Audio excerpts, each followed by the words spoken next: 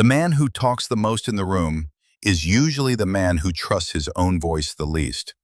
This is Iron Strengthens Iron, and today we talk about restraint and why a man's word only carries weight when he stops spending it on noise. We have this habit of thinking the man who controls the room is the one who dominates the airwaves. But after decades of sitting with men in their hardest seasons, I can tell you it is usually the reverse. The man who never stops talking is often the man most afraid of what people will see if the noise stops. It is a form of self-protection. We fill the silence to convince ourselves, to manage our image, to win the moment, or simply because we cannot stand the vulnerability of being still. Epictetus had it right: 2 ears, 1 mouth. That is not a cute rhyme. It is a design specification. But let me be clear, this is not silence for the sake of being passive. This is restraint.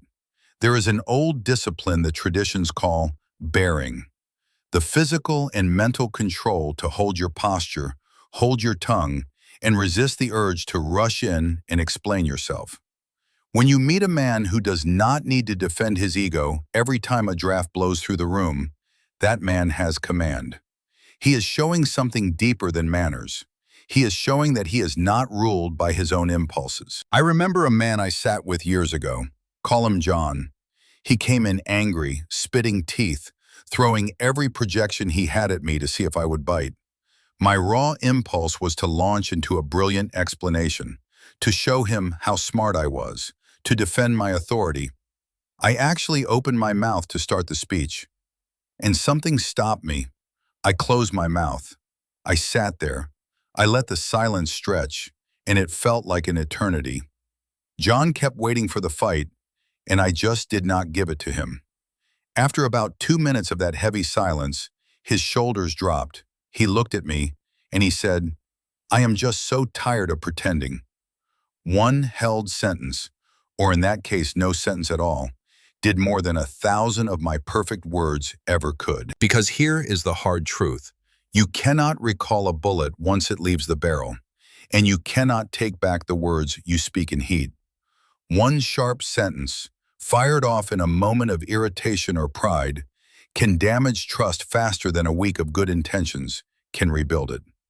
In the A.L.I.V.E code, look at the L and the I here. Liberation and integrity. Liberation means you are not owned by the need to perform in real time. You do not have to dance every time someone plays a tune. Integrity means your words actually line up with what you will do. If you are talking constantly, you are making promises your daily life cannot possibly keep. We think listening is passive. It is not. It is an active, aggressive pursuit of the truth.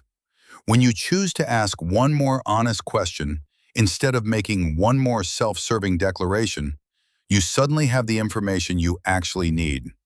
Dopamine loves the man who talks a big game and projects future success. Formation is the quiet, repeated execution of what is true. So here is your work today, and it is dead simple.